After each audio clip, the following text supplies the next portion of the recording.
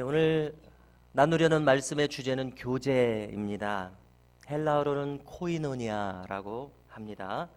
이 말은 교제, 친교, 협력, 참여, 심지어 연보라는 뜻으로 옮겨진 말입니다. 쉽게 그냥 협력, 교제, 하나됨 이렇게 이해하면 될 것입니다. 코이노니아 하게 되니까 우선적으로 떠오르는 두 가지 내용이 있어서 그것을 먼저 나누겠습니다. 첫 번째로는 오늘 말씀 3절에 나타나 있습니다. 성령이 하나 되게 하신 것을 힘써 지켜라. 이렇게 바울은 지금 에베소 교회에게 권면하고 있습니다. 이것이 두드러지게 머릿속에서 떠오르고요. 두 번째로는 주님께서 잡히시던 날 밤입니다.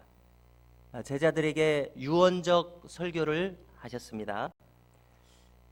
주님께서 하신 말씀은 너희가 서로 사랑하면 이로써 세상이 너희가 내 제자인 줄 알리라 말씀하셨습니다. 요한복음 13장 35절입니다. 새 계명을 주노니 하고 포문을 여시면서 하신 말씀이고요. 또 세족식 후에 하신 말씀입니다. 내가 어떤 상황에서 또 말씀을 하셨냐면 내가 너희를 사랑한 것 같이 너희도 서로 사랑하라. 그러면은 세상에 너희가 내 제자인 줄 알리라. 이렇게 말씀하신 것입니다. 이상적인 목회자 부부가 있다면은 어떤 부부겠습니까? 그러면 성도를 섬기는 데 있어서 뜻을 같이 하는 부부가 이상적인 목회자 부부일 것입니다. 그러면서 서로의 뜻을 헤아려주는, 서로 밀접하게 교통하면서 헤아려주는, 이것이 서로 사랑하는 것일 것입니다. 또 이상적인 당회가 있어야 하겠는데 이상적인 당회의 모습은 어떤 모습이겠습니까? 목회자와 장로님들이 서로 밀접하게 소통하면서 하나님 나라의 일을 위해서 협력하고 또 깊이 협력하는 당회, 이상적인 당회의 모습입니다. 그래서 불필요한 에너지를 소모하지 않고, 왜 그러냐면은 할 일이 많은 이 세상이지 않습니까? 하나님 나라를 위해서 협력하느라고 많은 에너지와 힘을 쏟는 그러한 당회가 되기를 바라면서, 그런 이상적인 당회는 서로 이렇게 밀접하게 소통하고 교제하면서 힘을 한가운데로 모으는 것입니다. 그렇게 생각을 합니다. 자, 12제자가 있었습니다. 자, 그런데 우리가 성경을 보니까 이 12제자 안에도 형제인 베드로와 안드레가 하나의 축을 이루고, 또 야고보와 요한이 하나의 축을 이루고, 또 다른 여러 출신의 제자들이 또 배경에 있고 하는 가운데 이 알력이 있었던 것을 우리가 봤습니다. 자, 그러면은 주님께서 부활 승천하시기 전에는 그런 알력이 있었을지라도 주님께서 승천하신 이후에 딱 10일 만에 오순절 마가의 다락방에서 그렇게 강력한 성령님의 역사하심이 있었을 때에는 이 제자들이 서로 깊이 협력했을 것이다, 이렇게 생각합니다. 그런 말들은 많이 나와 있지 않지만은 사도 베드로가 성령 강림절에 설교했을 때 3,000명이 구원을 받고, 또 성전 민문에서 걷지 못하는 사람 일으켰을 때 5,000명이 구원을 받고, 그 다음 설명이 어떤 설명이냐면은 다 뜻을 같이 해서 모이기에 힘쓰면서 서로 유무상통하는 그러한 것이 나와 있습니다. 이렇게 많은 사람들이 강력한 성령님의 역사에 의해서 함께 모여서 이루어지는 이 상황 속에서는 서로 알력 다툼을 할 그런 겨를이 있기보다는 함께 협력해서 주님 인도하시는 뜻을 따라서 그런 교회를 세우는데 힘을 썼을 것이다, 이렇게 생각을 합니다.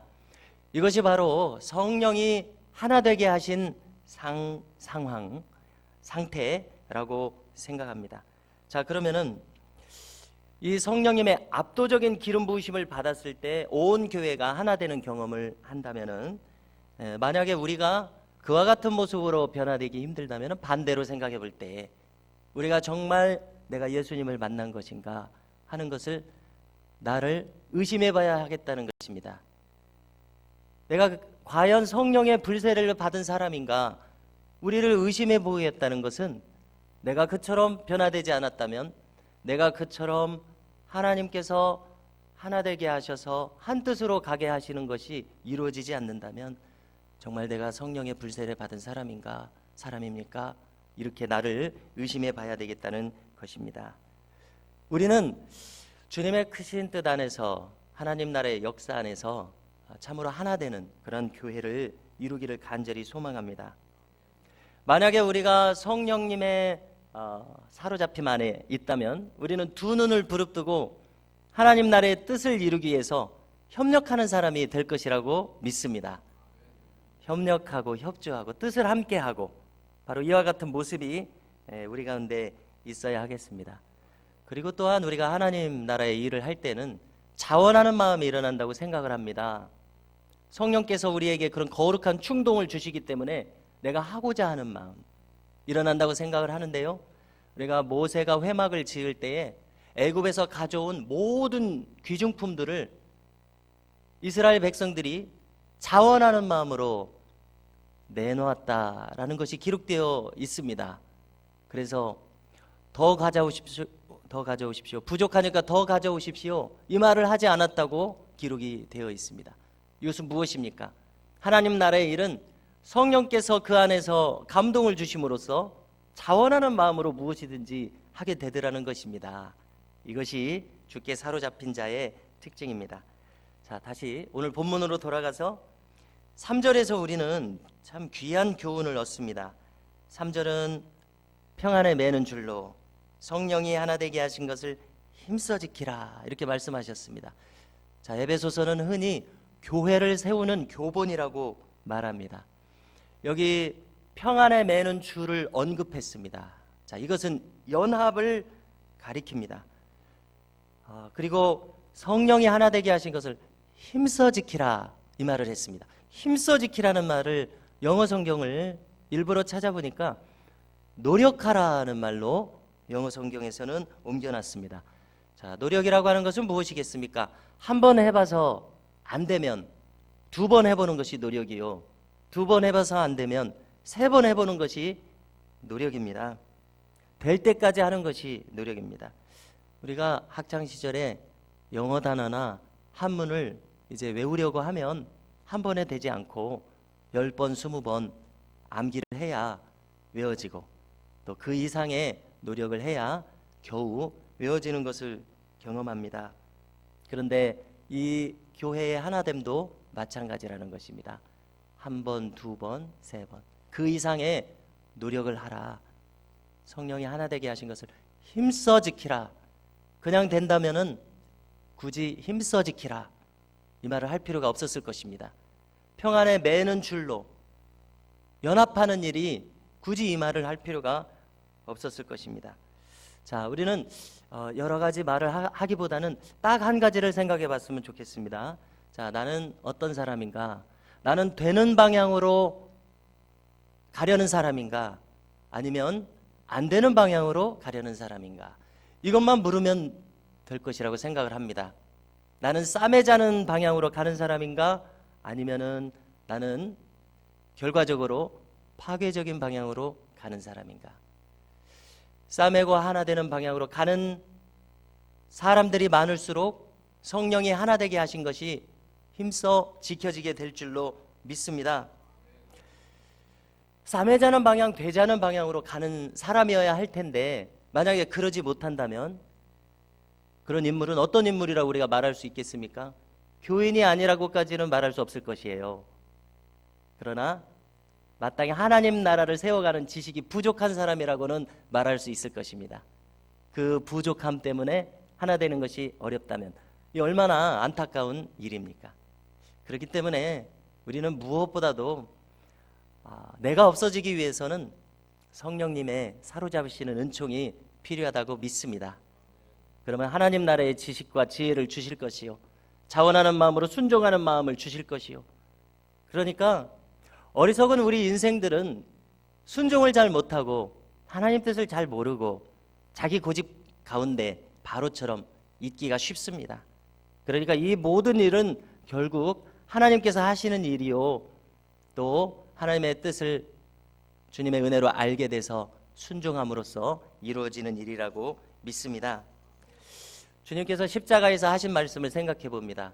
주님께서는 창으로 자기를 찌르는 군병을 보면서, 자기를 십자가에 못 박는 백부장과 군인들을 보면서 주님이 하신 기도가 무엇입니까? 주여, 저들은 저들이 하는 일을 알지 못합니다. 저들을 사하여 주옵소서.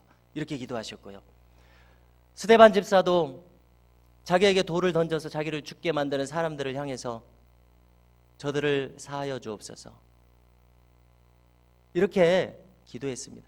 다시 말해서 알지 못하기 때문에 못한다는 것입니다.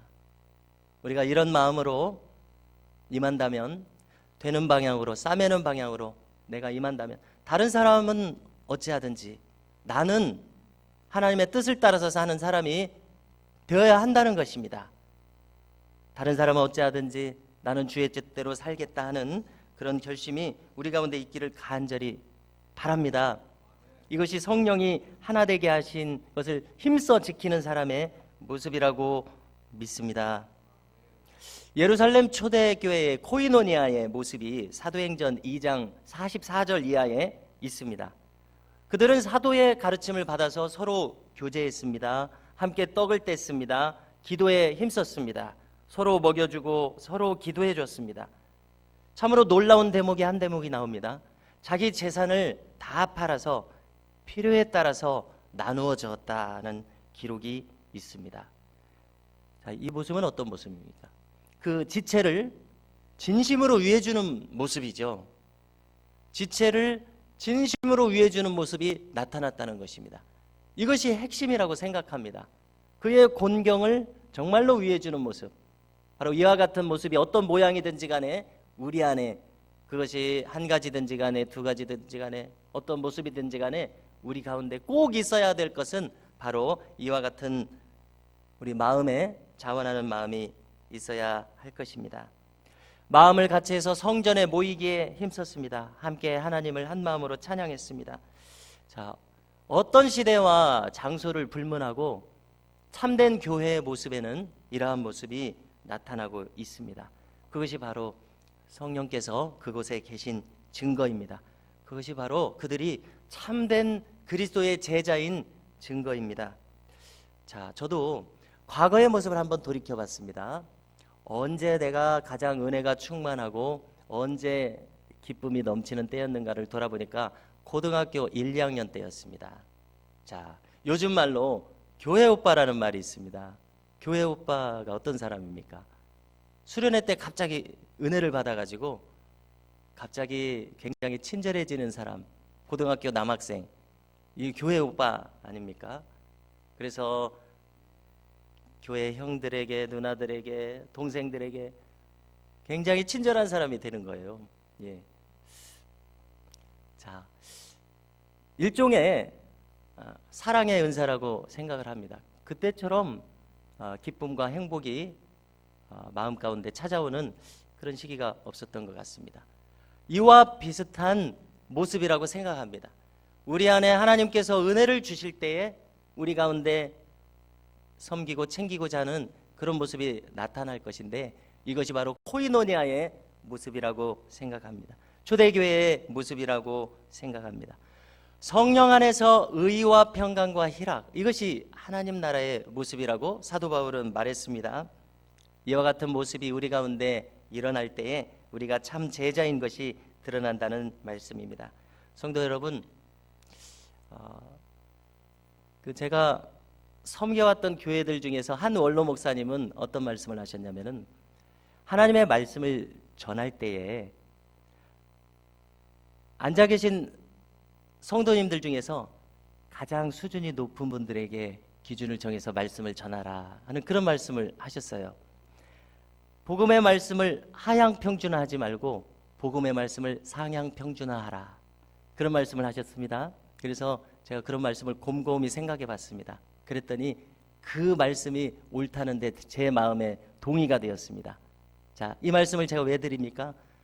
오늘 함께 나눈 이 코이노니아, 교제하고 협력하고 성령이 하나 되게 하신 것을 힘써 지키는 것이, 사도 바울도 자기도 바나바와 마가 요한 때문에 크게 다툰 적이 있었고 상종할 수 없어가지고 서로 갈라서서 선교하러 가는데 서로 갈라선 적이 있죠. 그러니까 자기 경험에서 나온 것 아니겠습니까? 성령이 하나 되게 하신 것을 힘써 지키는 것이 어찌 쉬운 일이겠습니까? 자, 무슨 뜻에서 이 말씀을 나누게 되냐면은 우리가 주의 말씀을 하향평준화하지 말고 상향평준화할 때에 그것이 주님께서 기쁘시게 이끌어 가시는 교회가 될 것입니다. 오늘 성령이 하나 되게 하신 것을 힘써 지키라는 말씀을 주의 말씀으로 받는 저와 우리 모든 성도님들이 될 수 있기를 간절히 소망합니다.